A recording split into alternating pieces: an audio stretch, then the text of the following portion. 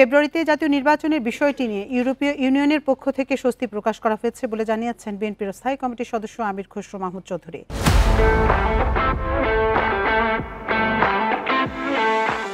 সকালে গুলশানে বিএনপির কার্যালয়ে ইউরোপীয় ইউনিয়নের রাষ্ট্রদূত মাইকেল মিলারের সঙ্গে সাক্ষাৎ শেষে সাংবাদিকদের কথা জানান তিনি।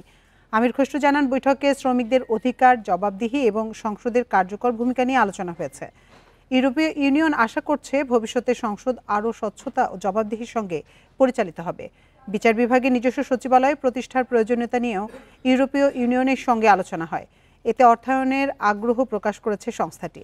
এছাড়া কেবল অনুদান বা ঋণের মধ্যে সীমাবদ্ধ না থেকে ভবিষ্যতে বাংলাদেশে বিভিন্ন উন্নয়ন কর্মকাণ্ডে সরাসরি অংশীদার হওয়ার আগ্রহ জানিয়েছে ইউরোপীয় ইউনিয়ন।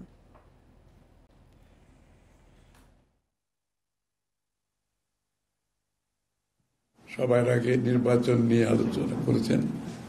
নির্বাচনে ফেব্রুয়ারিতে হতে যাচ্ছে, এই জন্য সবার তো একটা স্বস্তি আছে, সন্তুষ্টি আছে। তো জানেন, সবসময় ইউরোপিয়ান ইউনিয়ন কিন্তু শ্রমিকদের অধিকার নিয়ে কাজ করে, সে বিষয়ে আলোচনা করেছে এবং আমাদের ভাবনা কি, চিন্তা ভাবনা কি।